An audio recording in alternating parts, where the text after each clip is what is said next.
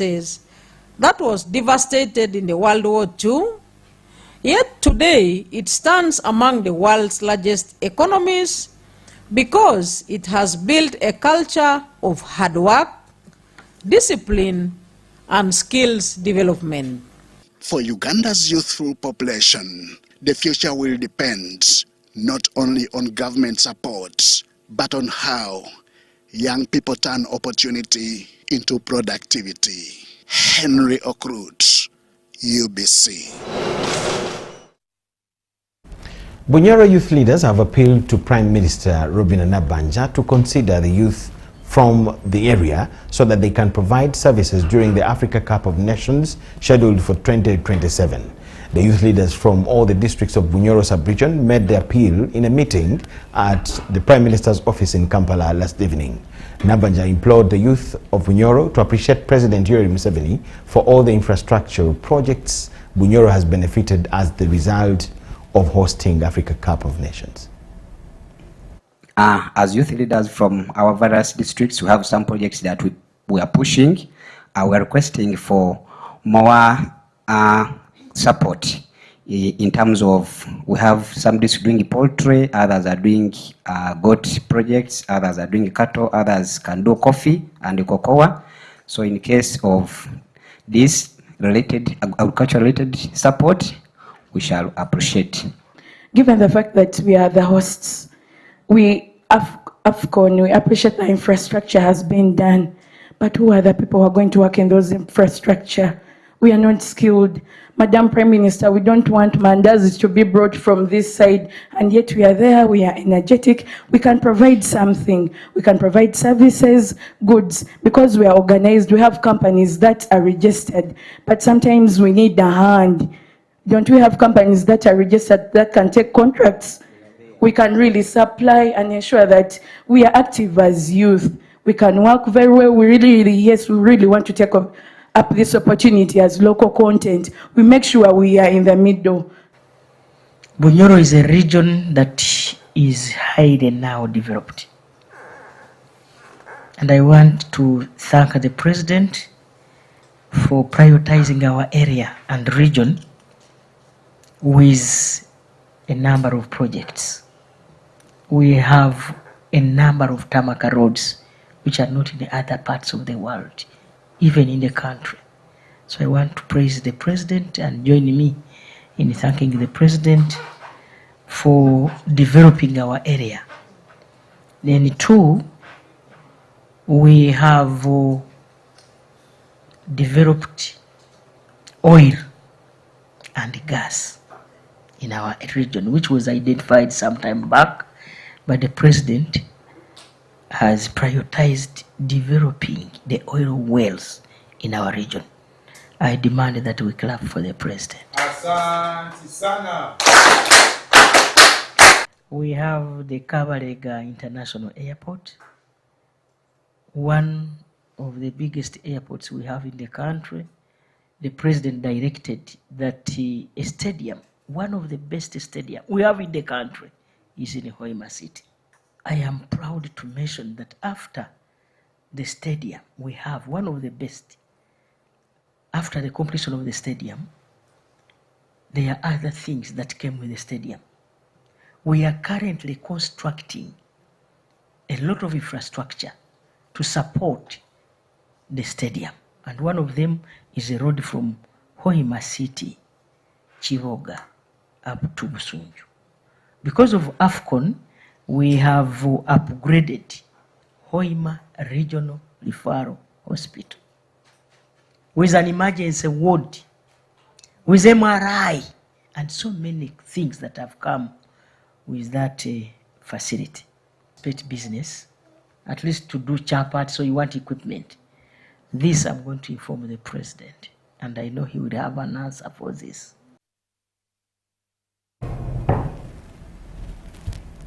The UPDF Batch 16 senior officers have officially retired at a colorful event held at the Ministry of Defense and Veteran Affairs headquarters in Mbuya. The Chief of Defense Forces, General Moses Kainerugaba, who presided over the function, thanked the retirees for their contribution to the military and the nation.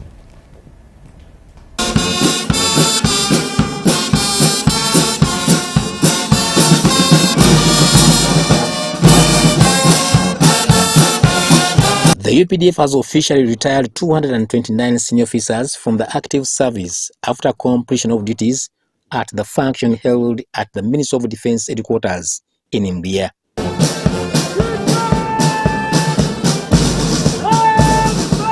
The bunch of 16 group of retirees included 24 colonels, 49 lieutenant colonels, and 156 majors. Each received a certificate of service in recognition of their role in securing Uganda's stability and development. Canada Mandev was born in Ingara Cell village, Cell, Bwengoma Ward.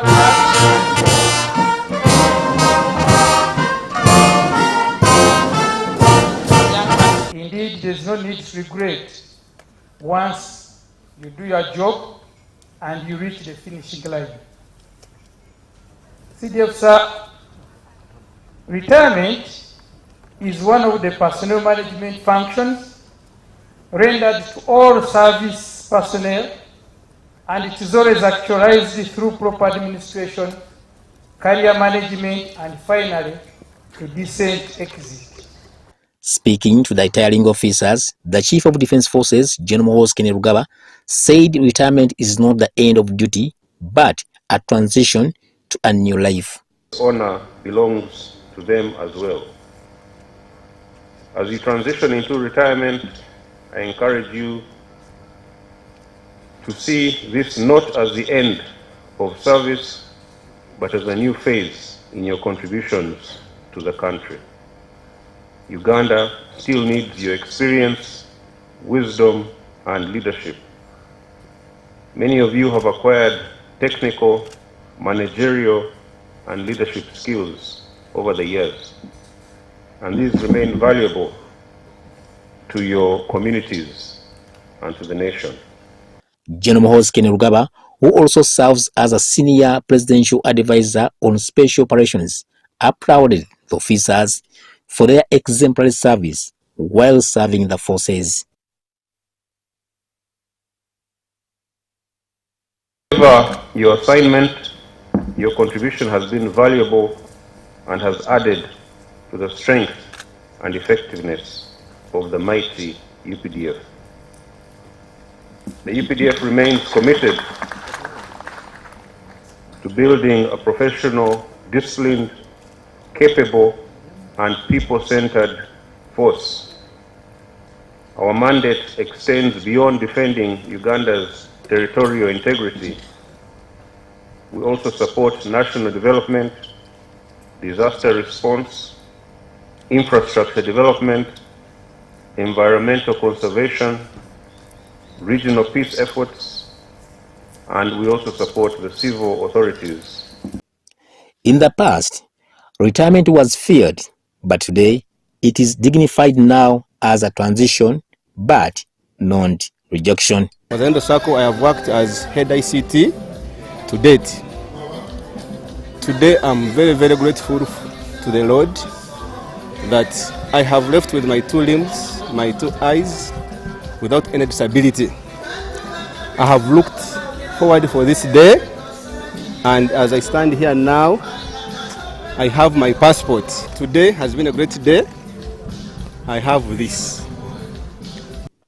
Haruna Mutesasira, UBC News. The directive by the Minister for Local Government for bars to open at 3 p.m. may face setbacks due to the dominance of illicit alcohol outlets and potential economic implications. Many residents sell alcohol beverages from homes, grocery shops, and even supermarkets, making access to alcohol easy at almost any time and from virtually everywhere. Philip Aguta demonstrates just how easy it is to access alcohol at any time of the day. Philip Aguta here has it. This week, the Minister for Local Government issued a directive for all bars in Uganda to open at 3 p.m. But in Uganda, can this be practical, given the fact that the drinking joints are more than the licensed bars? Even some people sell alcohol at home, and I've been directed to one of the homes where they sell alcohol. So for the purpose of the person's security, I may not mention his name or his residence, but that's where we are going. UBC TV crew arrived at this home at midday. Although it is a residential area, one room is dedicated to the sale of alcohol, and our crew was able to access it. This is what guys do. You find people come and buy their alcohol, they can even put in the pocket, and they move like nothing has happened to them. So do you think you can fail to get alcohol in Uganda if you want to drink at any time you want? The home bar is not licensed, but the operator says he doesn't agree with the minister's directive because as a retired soldier, it is the only business that feeds his family and pays school fees for his children. Today, government to a sentence to have a veteran.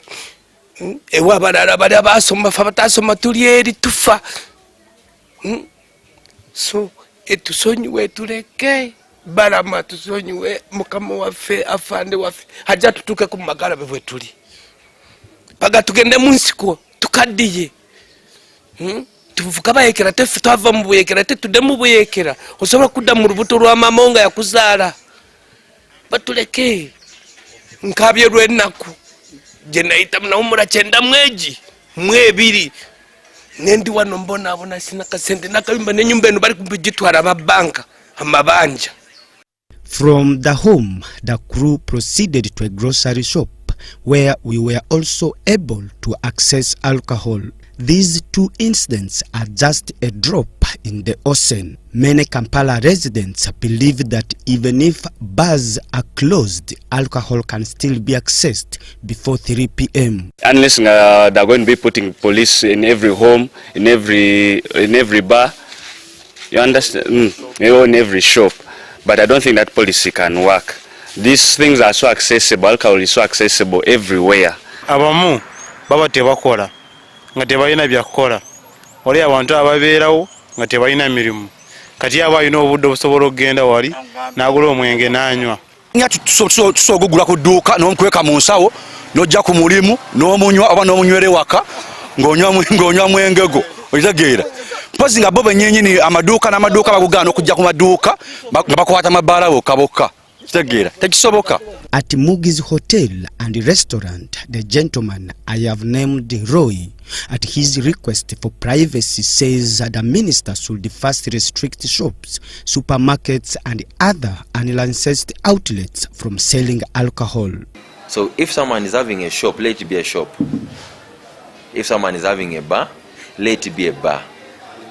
But you cannot combine a shop and a bar together. What will you close and what will you open? What will you stop selling and what will you sell?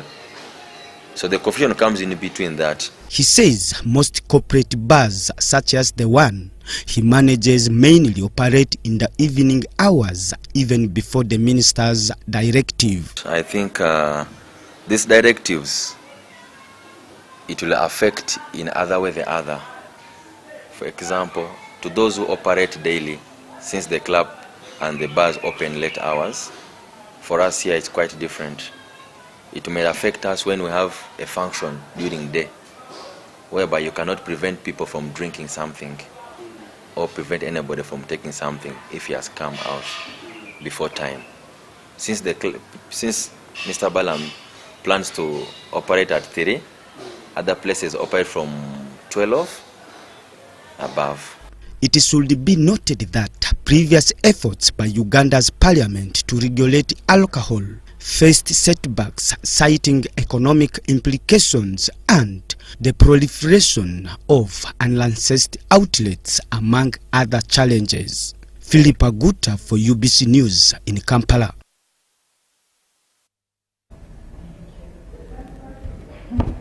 Philip Aguta reporting for UBC News in Kampala. Prime Minister Robin Nabanja has today flagged off the second phase of mobilization for the National Cleaning Day exercise scheduled to take place on the 29th of August this very month.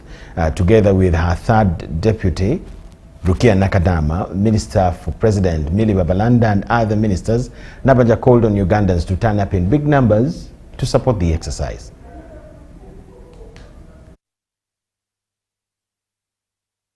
Ugandans unite behind a common purpose. We can transform our communities and improve the quality of life for all.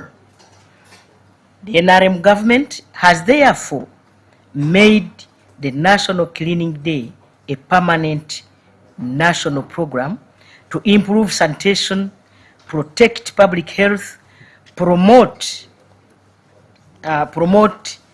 responsible waste management, and strengthen civic responsibility. The second National Cleaning Day will be held on Saturday, 29th August 2026 from 7 a.m. to 10 a.m.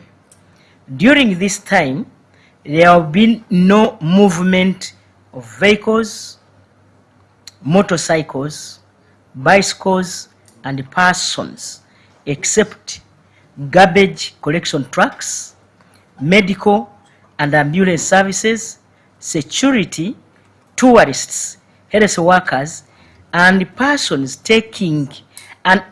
undertaking scheduled international travels. But these must have evidence. This time, the epicenter will be at Charwajara Umeya Primary School grounds in Kira municipality. The exercise is, however, nationwide, covering every city, district, municipality, town council, sub-county, parish, and village. We would like to thank you for the last day. We sorted very well, and the amount of sorted waste was increased up to about 438 tons. And as we sort this waste, let us dispose of this waste responsibly. Please remember not to burn waste, because when you burn this waste, it's going to affect the air that we breathe, and we want to breathe clean air. The responsible way of managing this waste is by not burning. Sort it and give it to the responsible people. I call upon all the RDCs to mobilize communities, map out areas to be cleaned, make arrangements for cleaning materials to be available at the sites, and communicate clearly at least 1 week in advance. Recognition of the Sabbath observance of the Seventh-day Adventist community, and following the guidance by His Excellency the President, the Seventh-day Adventists will remain at home during the designated cleaning time. They will proceed to their places of worship after 10 a.m.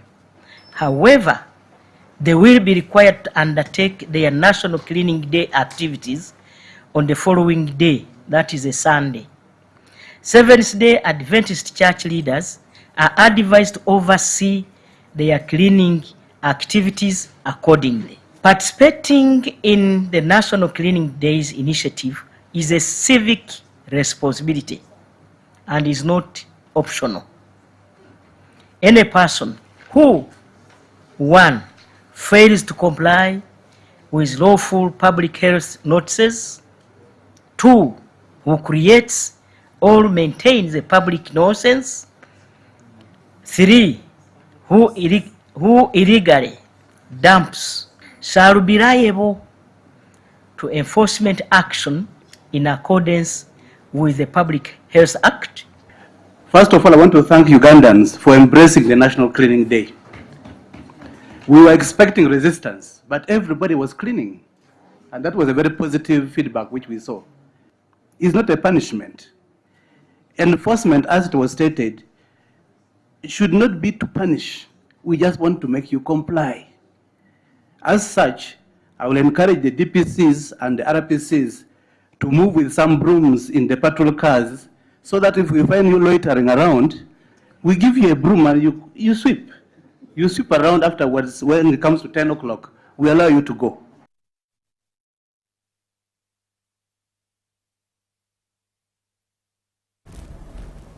Medical interns were arrested by police after they marched while carrying placards towards Parliament to meet MPs and highlight the challenges they are facing following their deployment to hospitals without allowances. On 3rd July 2026, a total of 2,417 medical interns were deployed by the Ministry of Health to hospitals across the country to undertake their 1-year internship training. According to the current guidelines, the particular group of medical interns is not being provided with any government allowance. As of today, many of them have not yet reported to the hospitals where they were deployed because they say they do not know how they will meet their basic needs without any financial support. We are seeking for an audience with the President and with the Speaker and the Deputy Speaker.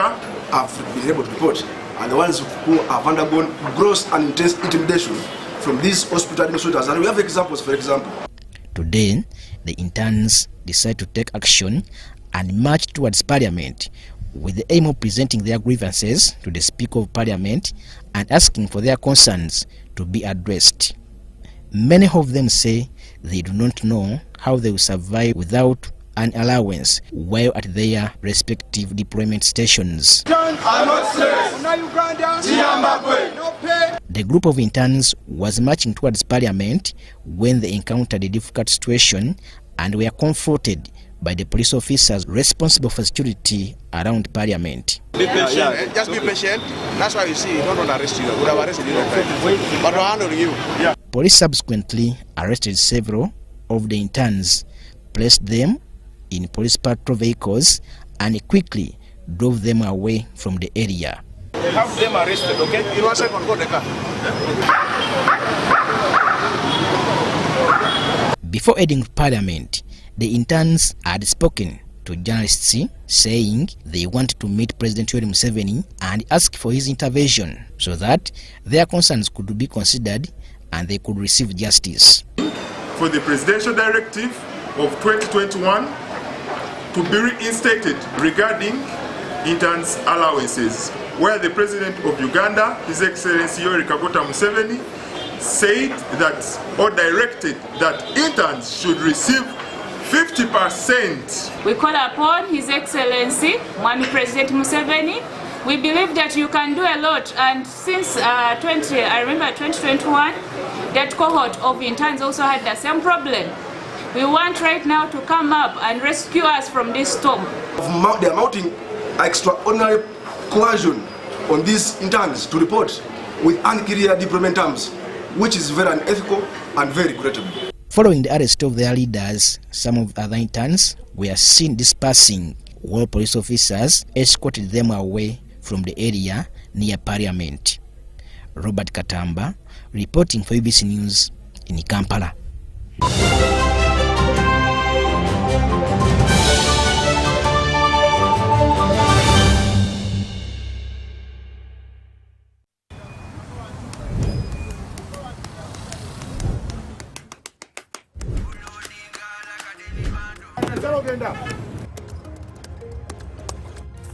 And that's it for today. Till the next episode.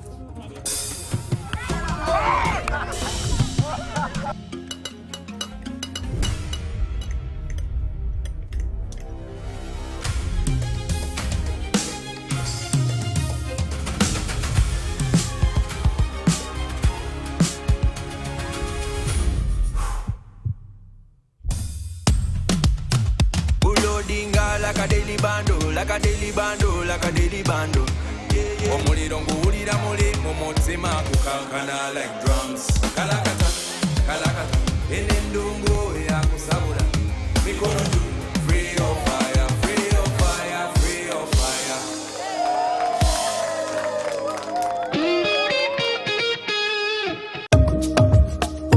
What if accessing government services became easier, faster, and closer to you? Introducing Service Uganda Centers, a new initiative designed to bring key government services closer to the people under one convenient location. Less movement from office to office, less unnecessary travel, better access to services and information. At the Service Uganda Centers, citizens will be able to access national ID services, passport processing, business registration, land and revenue services, and more, all in one convenient location. Whether you are in the city or up country, Service Uganda Centers are being designed with you in mind.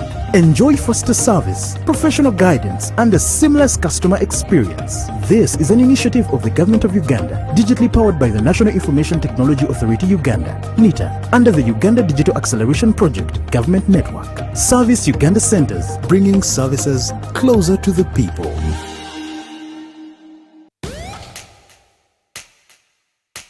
We don't need anyone's permission to move forward. What we need is the power to do it our way.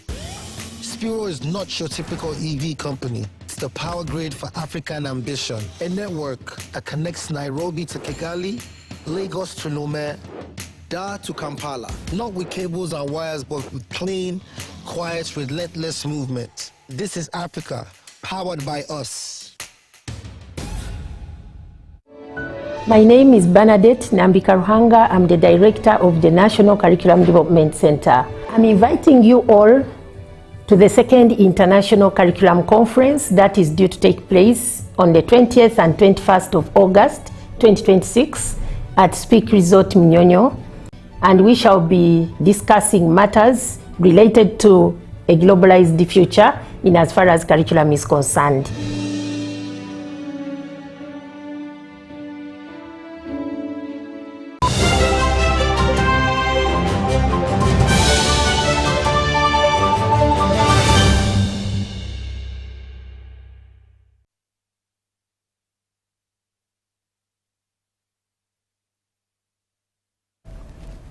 We thank you so much for watching and welcome back from the break.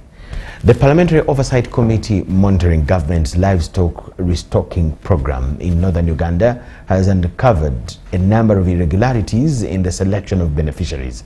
The committee has now ordered the arrest and investigation of some officials from Lira City for further investigation into the 80 billion shillings program targeting 33 districts in Lango, Acholi and Teso. What was your role?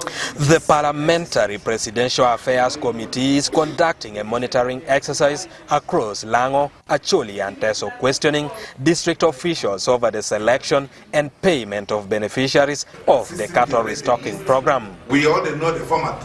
In Lira City, the committee was stunned by contradictions in the beneficiary list.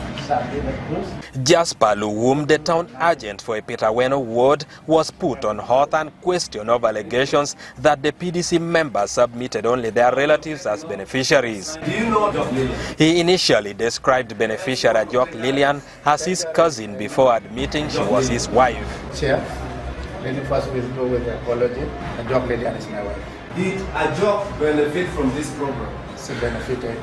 Which SEM? The committee also questioned the inclusion of Oleng John, reportedly a resident of Kampala. When called, the LC1 for Tegare denied knowing him, saying some beneficiaries were imposed on local leaders. He brought in this wine. Can you confirm that the LC2, who is the chairman, also put himself to be a beneficiary? Yes.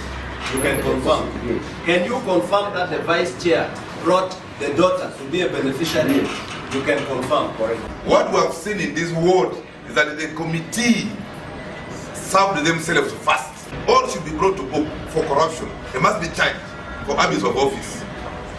2, I recommend, Mr. Chairman, that these fellows must refund this money.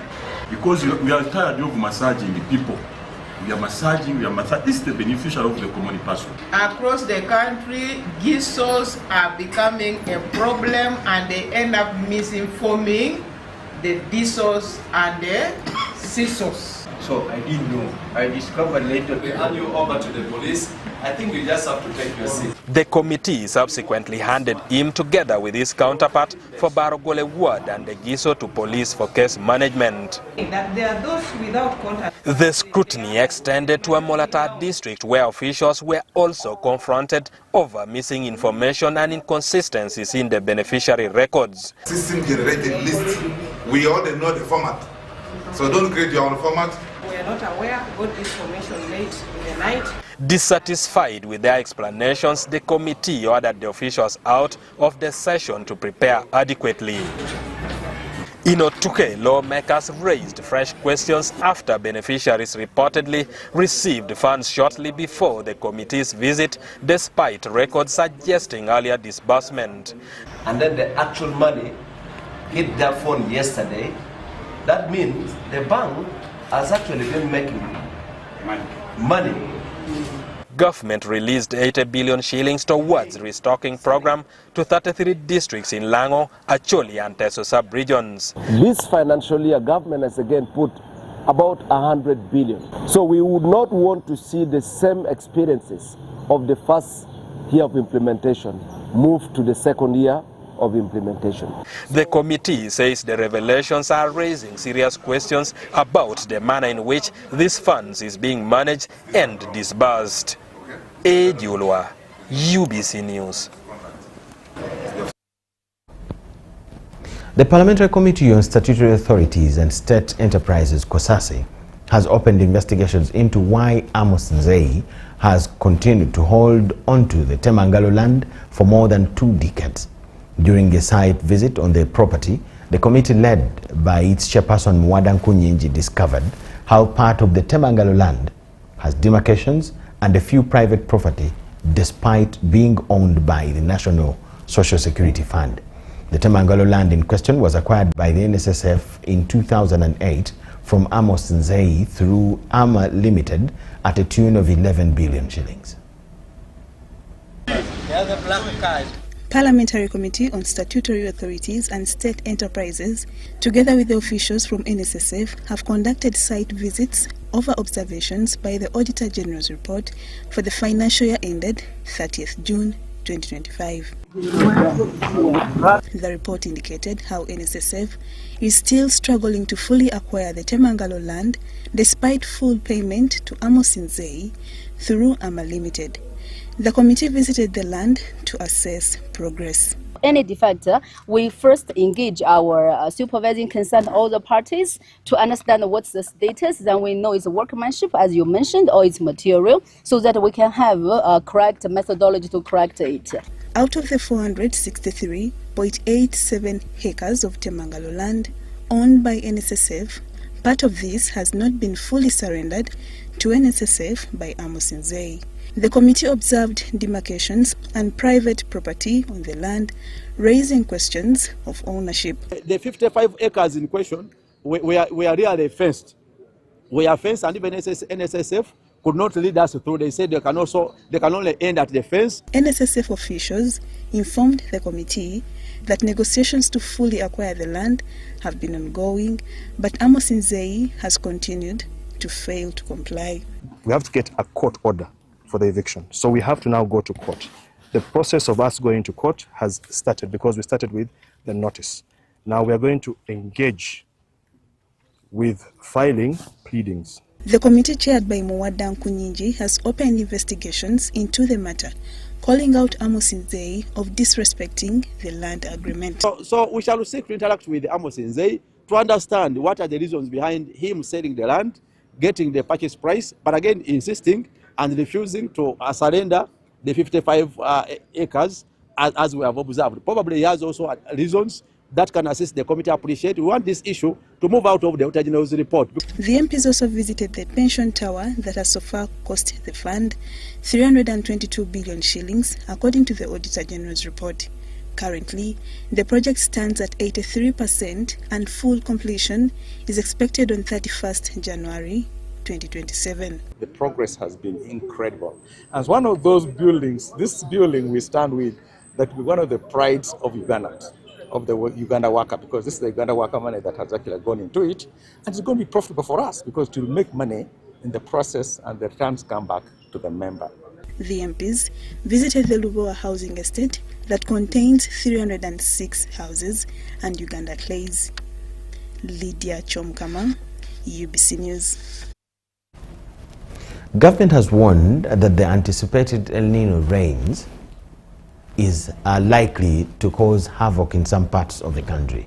In a statement to Parliament, the Minister of Disaster Preparedness and Refugees, Sam Engola, revealed that from September to December, areas including flood-prone lowlands, urban centers with inadequate drainage systems, river catchments, wetlands and mountainous regions susceptible to landslides are warned about the forthcoming El Nino rains. The country has for the last few months experienced a long dry spell resulting from delayed rainfall that has affected food security in most parts of the country.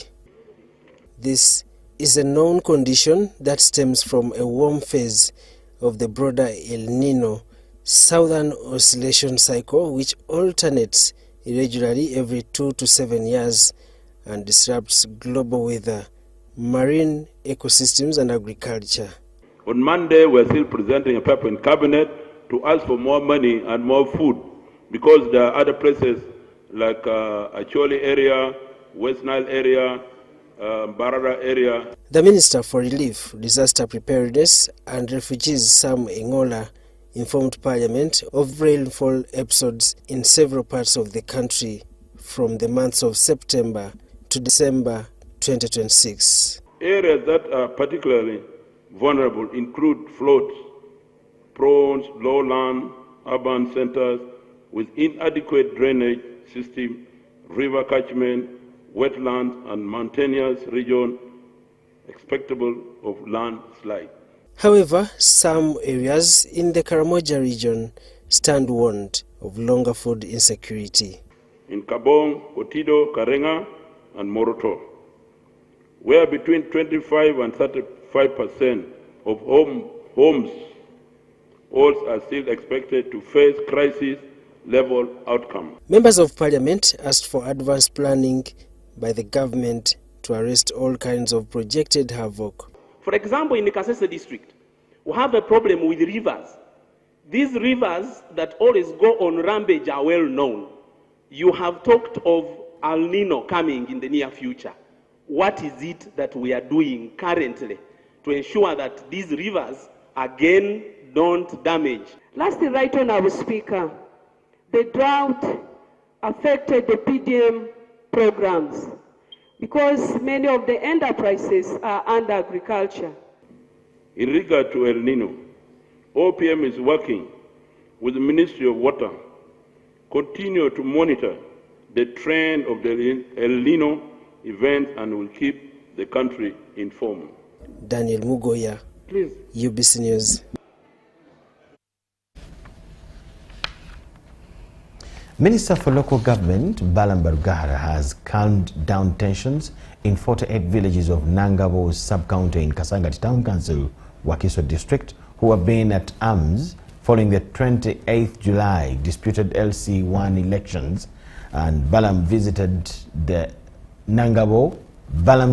to Nangabo follows the President's directive to his office to intervene into this matter as residents complained of a fraudulent voting process which denied them a right to vote for leaders of their own choice. Balam, who was accompanied by officials from the Electoral Commission, will now write back to the President for further guidance about these villages, although signs are clear a possible repeat of the election may surface in the affected areas, as we see in this report. This Wednesday morning, the Minister for Local Government, Balam Barugahara, has rushed to Nangabo sub-county in Kasangati Town Council, Wakiso District, to avert chaos arising from the 28th July 2026 LC1 elections.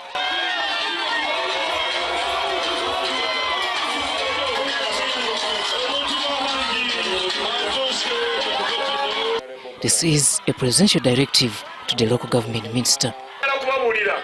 President yagoberera amateeka ate mbasaba kulwa president mukkirize okwetonda kwange n'okutonda kwa mukulembeze w'eggwanga olwa emivuyo egyabadde mu kalulu kammwe mu bitundu byammwe olw'empisa embi ez'abantu abalowooza nti bali waggulu w'amateeka. The meeting convened in Nangabo sub-county has received complaints from Chibajo A voting area, Lutete A, Manyangwa, Lubatu, Nangabo 1, Luinja, Kasanga Town Council, among others. Owaffe yatabula akalulu kaffe ye ofiisi y'ebyokulonda. Layini eyo yava ku mpagi eyo n'esala muku n'ekkirira mita zinga 2 okuva During this meeting, residents complained of fraudulent LC1 elections.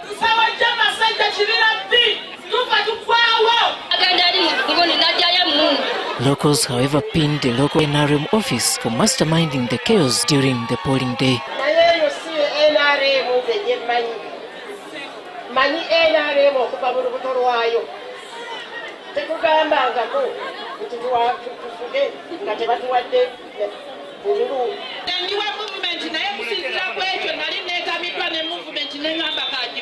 During this engagement, convened by the Minister for Local Government Balamba Rugahara, the local police area was voted by residents as part of the confusion. Where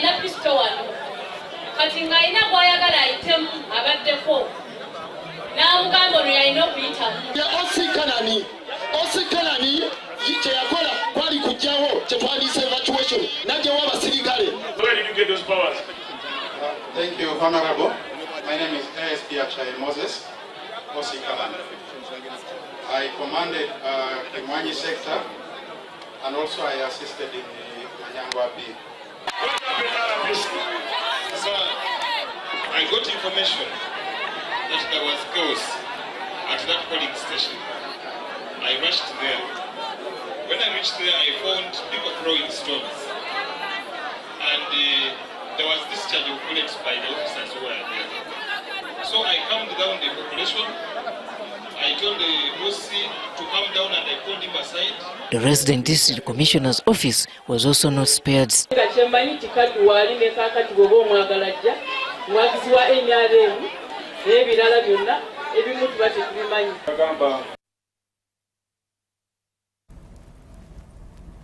Ambassador Adonia Ayebare has assumed office as Uganda's new Minister of Foreign Affairs, taking over from Haruna Kasolo, who has been serving in the acting capacity and also State Minister for Regional Affairs. Ayebare formally assumed the position following his appointment and swearing in by President Yoweri Kaguta Museveni at State House. The new Foreign Affairs Minister is a career diplomat with extensive experience in Uganda's foreign service. Ambassador Adonia Ayebare is now at the helm of a ministry where he has served in several senior capacities.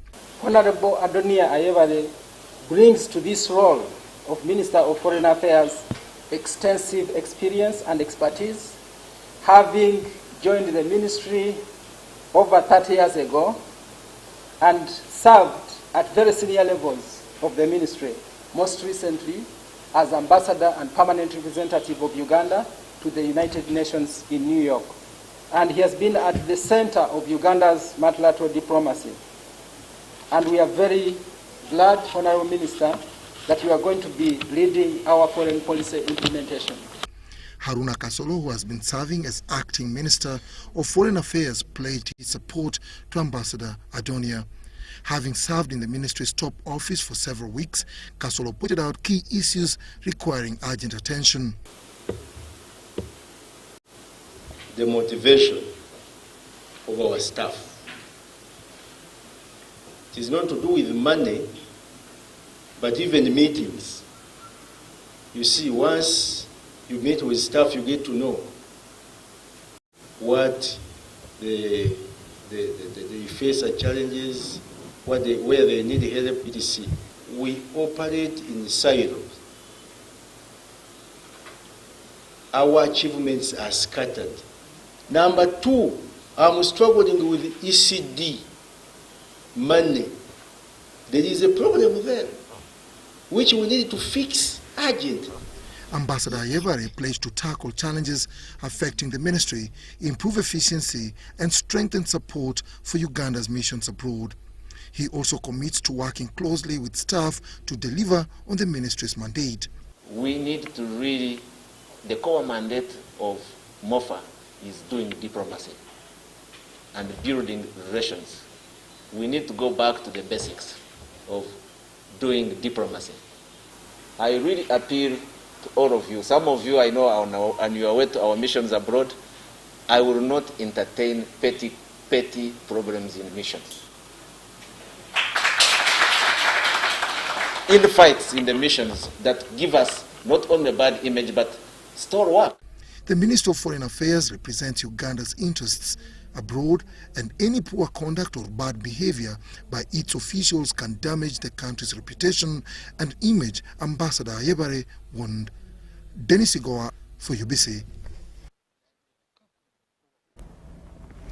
The Minister of State for Internal Affairs, Juma Witonze, has assumed office also today, following his swearing in yesterday at State House. He has promised to embark on fighting corruption to ensure citizen-centered service in the ministry.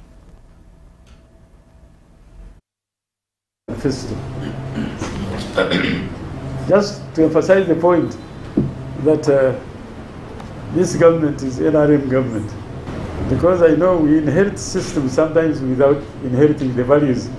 I also hand over a copy of the Constitution. Senior Minister, I want to tell you that I'm so honored to be working with you and with this mighty team. At least my dream has come true, because when I was yearning to become a minister, this is the minister which was on my top list.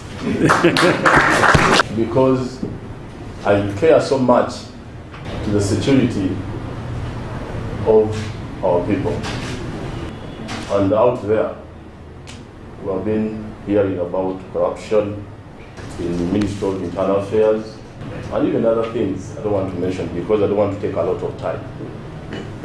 But under the guidance of my senior minister, I want to inform you colleagues that we won't tolerate corruption.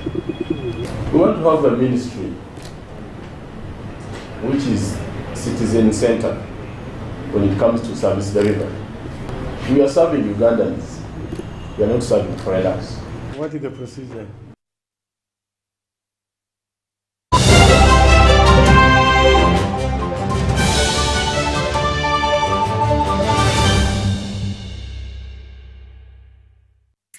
The parent is Tuliahemwa Dixon. And the child is Tuliahemwa Esther.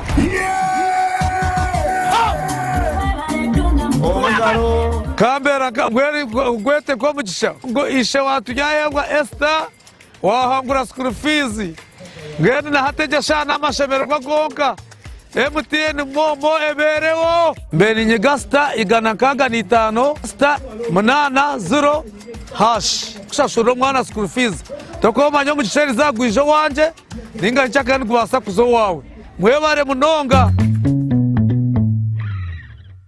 All right, listen up. Colgate is on a mission. It's kind of a big thing. Colgate Herbal uses traditional nature's herbs and combines it with Colgate Science for healthy gums and strong teeth.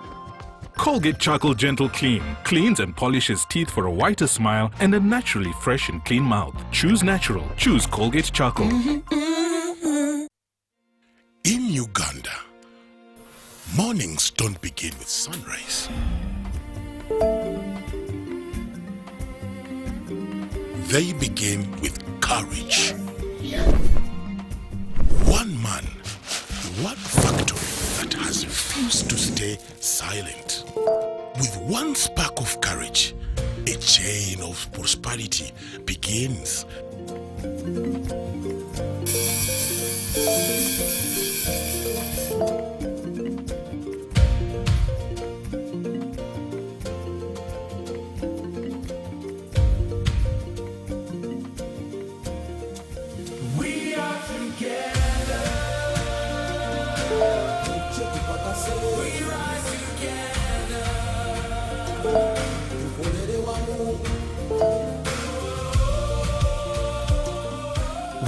Ugandan stands up, the nation moves. Pearl Bank. Grow. Prosper.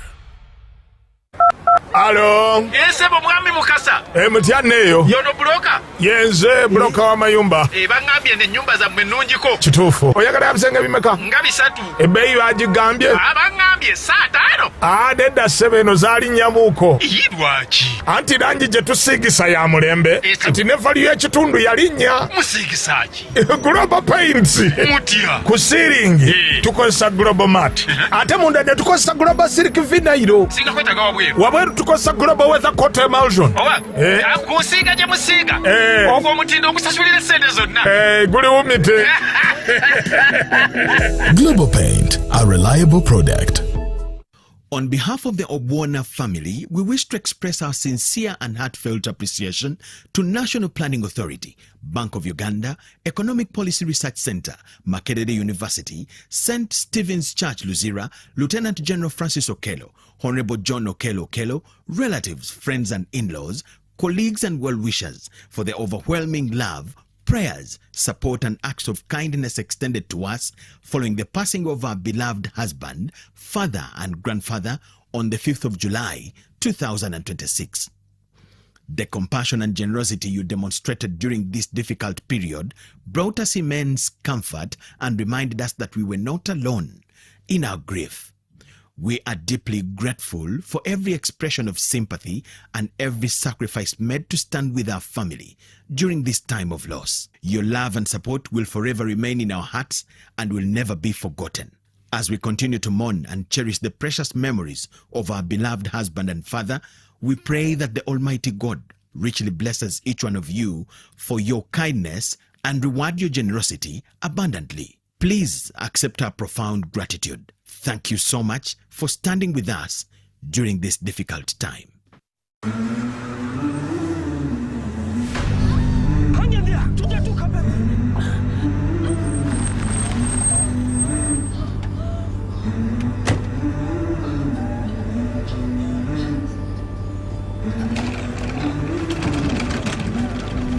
Every life begins in a moment like this. Certain, planned, full of promise. For us, it's a bold ambition to make lives better. Because somewhere, someone is stepping into a world of work for the first time with the confidence that their retirement is taken care of. We make dreams possible. From owning homes to scaling businesses. And when health takes an unexpected turn, help is there when it's needed most.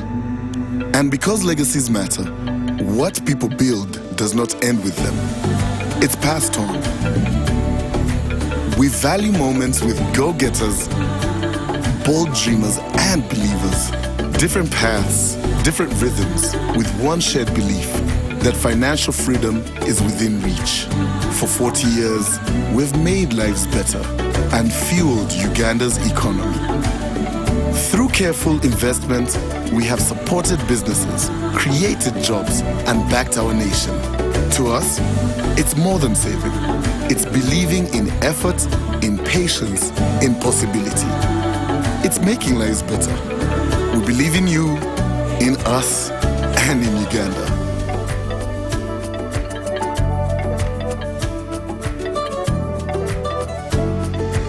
NSSF, 40 years of making lives better.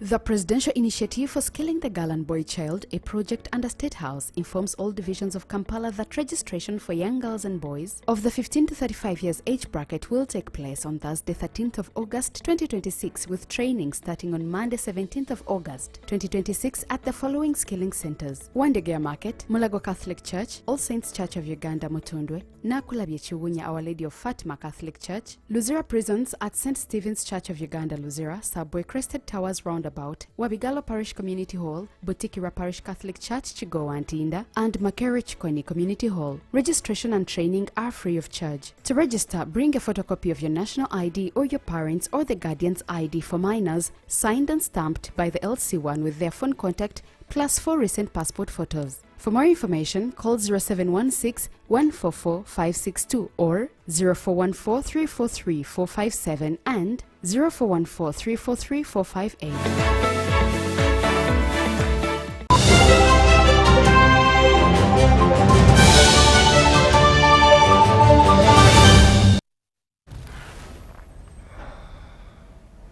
Thank you so much for watching and welcome back from the break. Daniel Izale has picked nomination forms from the NRM Electoral Commission to express interest in contesting for the Adjuman West parliamentary seat following the death of former Member of Parliament, the late General Moses Ali. Izale says that he is ready to serve the people of Adjuman West, while PLU Deputy Director for Mobilization Henry Basa Aliza emphasized the Tuko Pamoja message between NRM and PLU.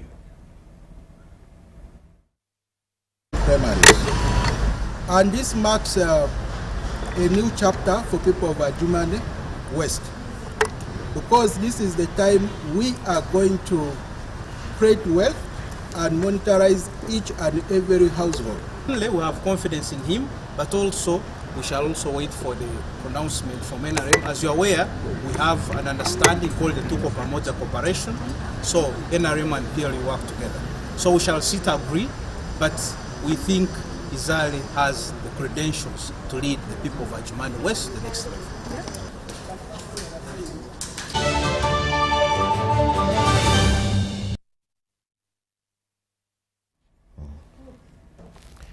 In the world of sport, First Deputy Prime Minister and Minister for East Africa and Community Affairs Rebecca Kadaga has flagged off the Great African Cycling Safari, a regional initiative promoting East African integration sport.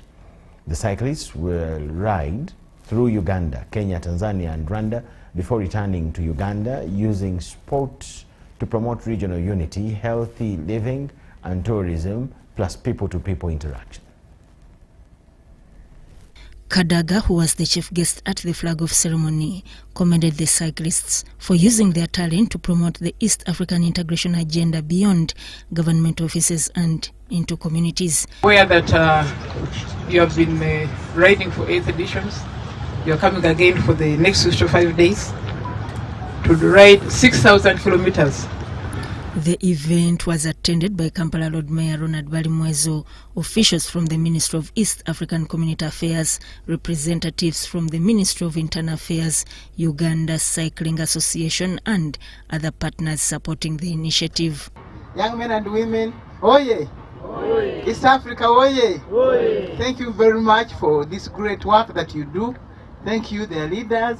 We appreciate your work and welcome. We shall be hearing from you. We are aware of your program. I wish that they ride safely, they live safely. I wish that they carry across the oneness, the message of oneness, that as a people of the East African community, we are one people, we have one common purpose, we have one common destiny. And I'm very sure that they will carry across that message. We want opportunities such as this. I want to appreciate you for allowing him to ride. Everyone is going to see him so that even others can be considered. Thank you so much for believing in yourself. What he wants is help for him to have education, for him to be able to ride with maybe a second hand. National Water and Sewage Corporation also partnered with the cycling safari, with officials highlighting the opportunity to promote water conservation, sanitation and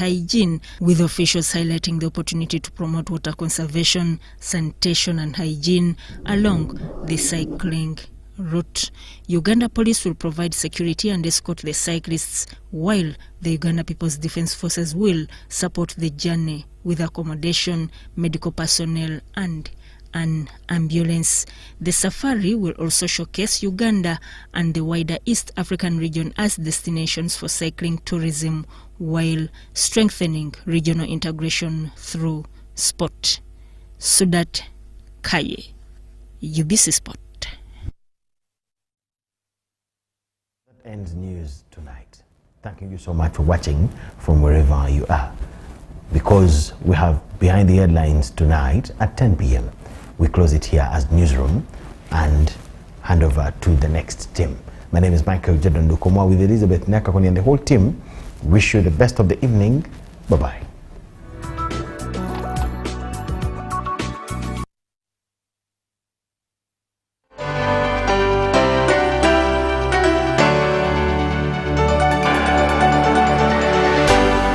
UBC, Inspiring Uganda.